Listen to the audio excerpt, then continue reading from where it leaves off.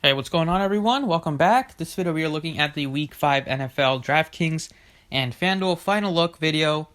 This video is brought to you by Thrive Fantasy, partnered with them to give new users up to a $50 bonus after a minimum $20 deposit for new users. It is a fantasy sports site that is centered around prop bets, so you make certain prop bets for players, and then you get fantasy points depending on how risky the prop bet is.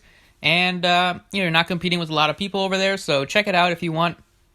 I'll put the link in the description to get to them. If you wanted to join us for this weekend, you can visit the website. Links also in the description, dfsprocess.net.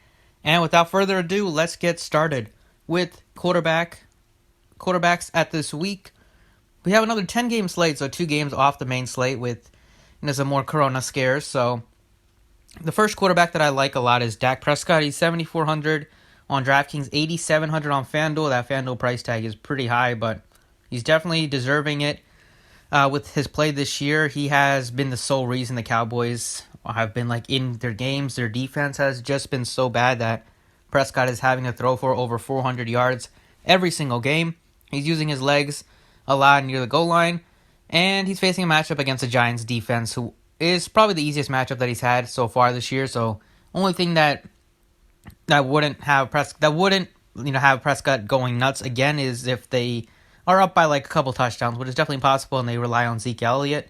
But I'd say that if they do get out to a big lead, it's gonna be because of Prescott. So 7,400, this spread is a little bit closer than the other two top quarterbacks with Lamar Jackson and Patrick Mahomes. Both are plus 10-point favorites. So I think I'd rather go with Prescott if I was paying up.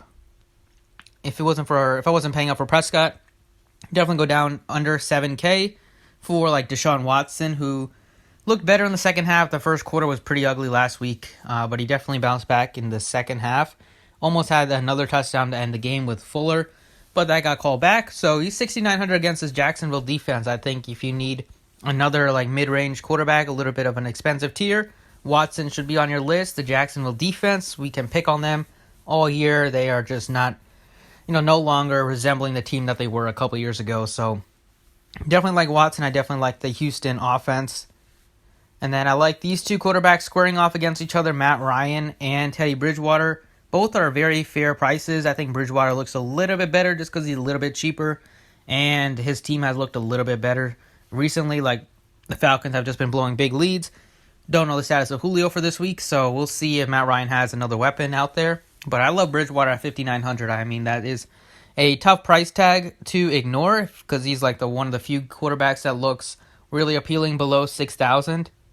The other would be Jimmy Garoppolo, who's making his return, and he has the perfect opponent to make his return with, facing off against this Dolphins defense, which gives up a huge amount of big plays, top 5 in the NFL in that department. Garoppolo has his 2 weapons back. Samuel returned last week, Kittle returned last week, so the offense is pretty much complete. I think Mostert's going to be a game-time decision, so they have all the pieces ready. Their offense looks good. The matchup is great.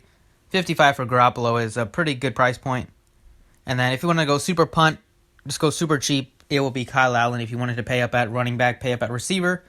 Kyle Allen is only 4,100. You're normally never going to see a quarterback below 5,000 who's playable.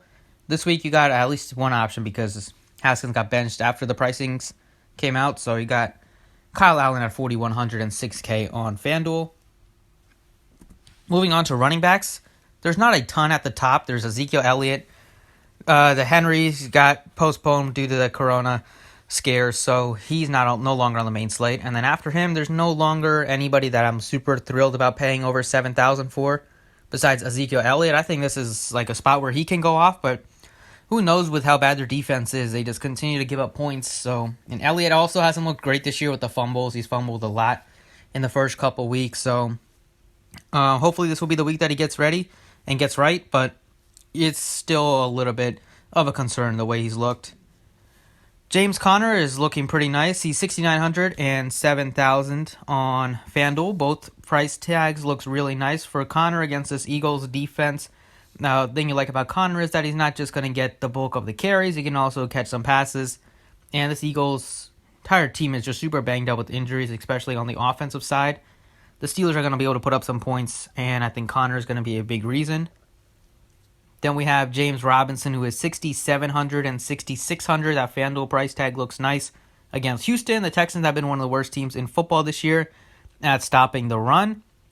So you got Robinson at always a little bit risky because their offense isn't super consistent. So, most of the weeks it's going to be Chark who does a lot of the production. Minshew does like to throw a lot. But on the weeks where they're going to have to rely on the running game at times, Robinson is going to be that guy. He can also catch some passes too. So, at least he has some sort of floor.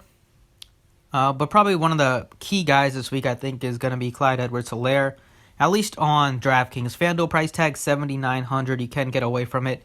There are plenty of good options. You have Connor, who is cheaper by almost $1,000. Robinson is much cheaper. So you definitely don't have to play Edwards-Helaire on FanDuel. But DraftKings, I think he is going to be one of the better plays just because he is going to be the bell cow for the team, especially with them being such a heavy favorite against the Raiders. Usually, that sets up perfectly for the running back to go off. So I definitely like Clyde Edwards-Helaire this week on DraftKings.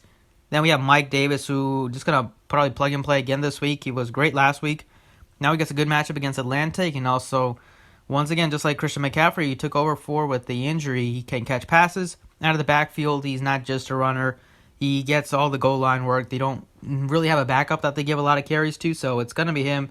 There's no real concern about somebody else stealing touchdowns away from Mike Davis if it is coming from a running back.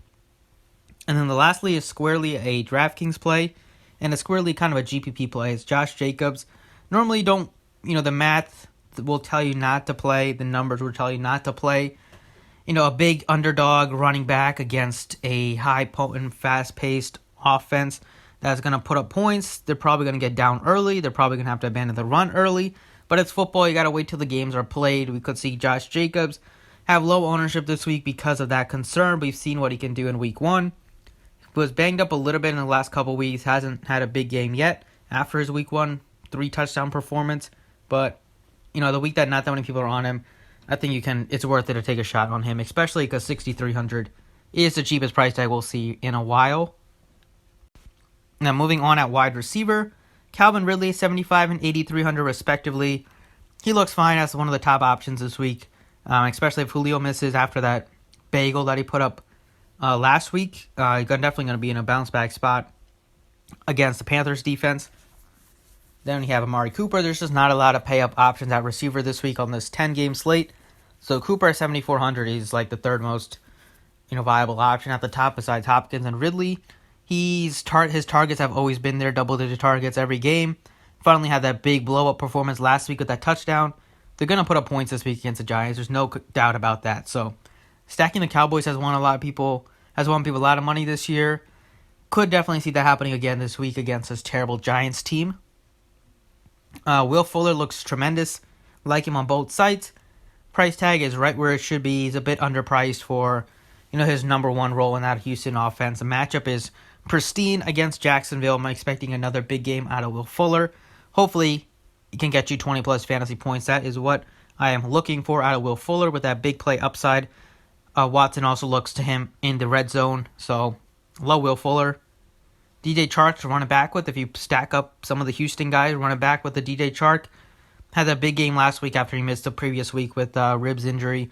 Looked good with Gardner Minshew. Those two looked to build off of their chemistry last year into this week against this Houston defense, who have only one strength, and that is being able to get to the quarterback. But overall, their defense has coughed up so much yardage and so many points so far this season. I see Chark being able to have a good game at least at that $6,500 price tag.